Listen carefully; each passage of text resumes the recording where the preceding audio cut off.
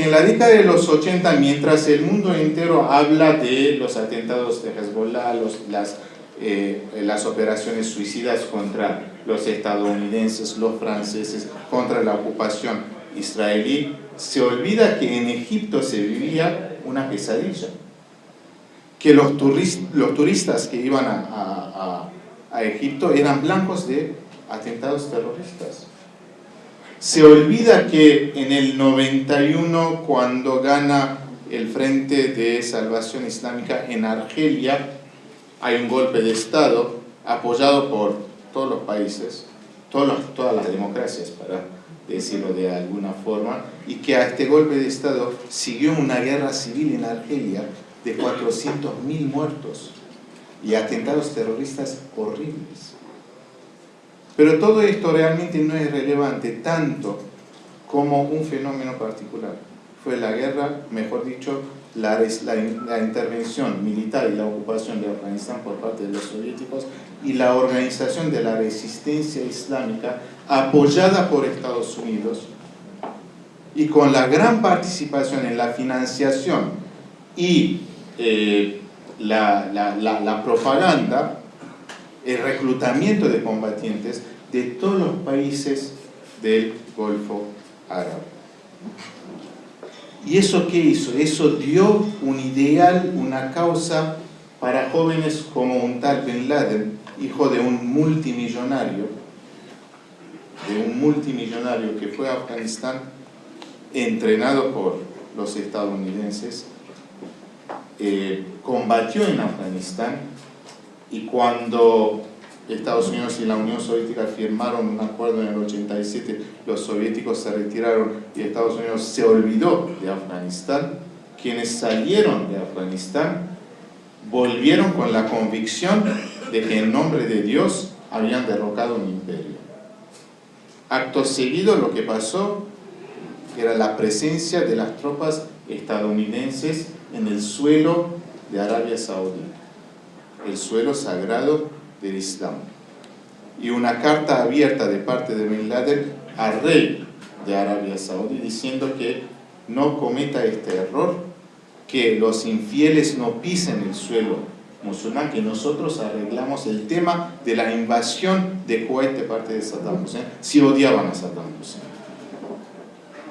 Evidentemente esto le valió el exilio, un exilio dorado, con 300 millones de dólares como parte de su herencia, que usó para fundar el fenómeno nuevo que se llamó Al-Qaeda,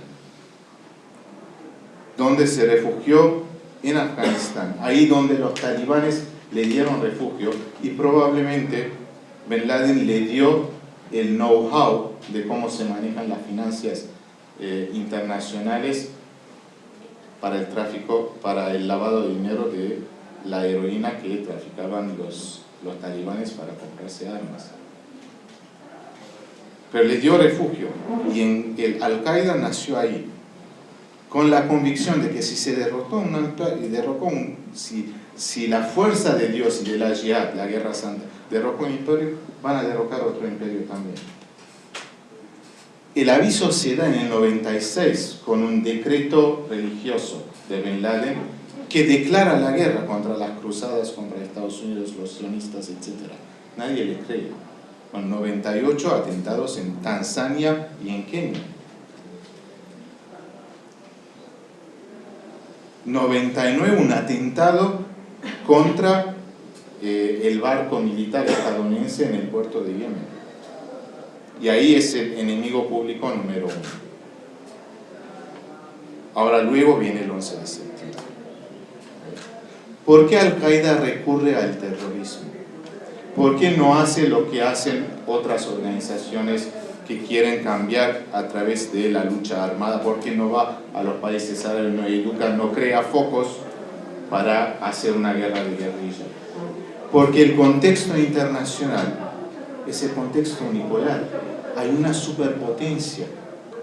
Y los atentados en New York, en Washington y los otros que no pasaron, era demostrar al mundo y a los propios musulmanes que se puede golpear en el corazón de la superpotencia y se puede ganar.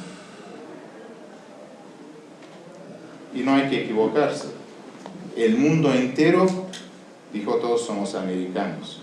Condenó el 11 de septiembre. Pero hay muchísimos que aplaudieron. Y eso también hay que tomar en cuenta hoy en día.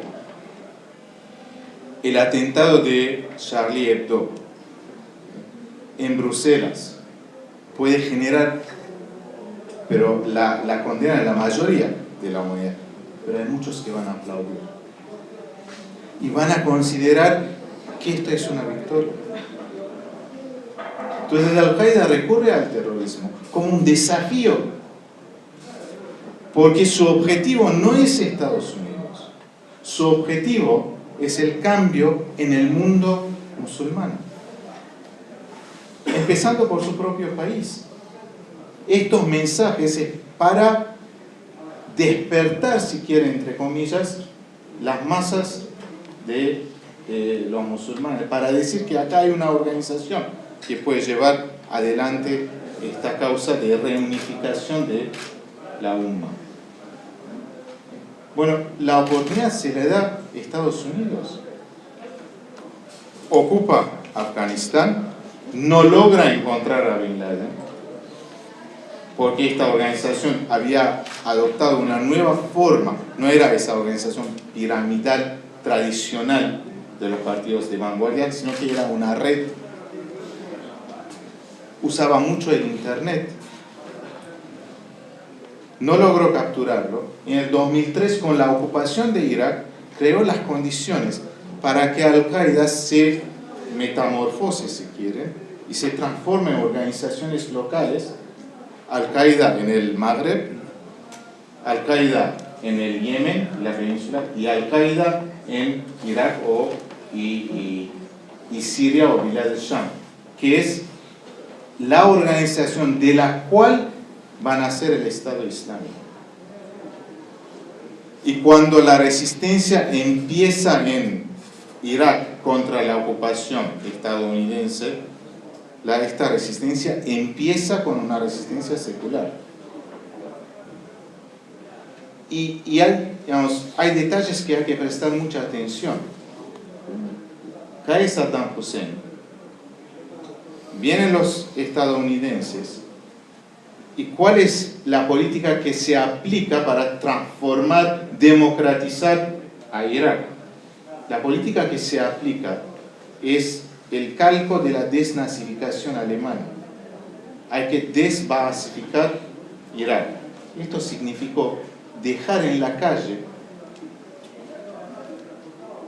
cientos de miles de oficiales baasistas profesionales que de un día para el otro no encontraron trabajo y además tenían todo el conocimiento del manejo de las armas, al cual vino a sumarse el odio por lo que habían hecho para su país. A esto se suma otra cosa. Quienes ganaron en Irak son los kurdos en el norte y la mayoría chiita, que cuando se instaló al poder empezó a aplicar una política sectaria. Y de pronto los sunitas, que tantos años habían dominado el país, se sintieron las víctimas. Y de este resentimiento aprovechó Al-Qaeda, y todos aquellos que habían empezado una resistencia civil se transformaron en islamistas. La historia se repite en Irak, en Siria. Empezó todo con una manifestación pacifista, hubo una represión fuerte, parte del ejército dijo que eso no va más, es una resistencia, una guerra civil del ejército libre de Siria. Muy rápidamente, 2 meses, quienes dominaban la escena en Siria eran los islamistas. Entonces, de esta fragmentación de Al-Qaeda, de estas condiciones del Medio Oriente, surge el llamado Estado Islámico. ¿Y qué novedad trae el Estado Islámico? Que cuando ocupa Mosul, declara el califato, cosa que no se había atrevido a hacer Al-Qaeda. ¿Por qué? Porque es una gran responsabilidad. Y si no logra atraer seguidores, va a ser un fracaso.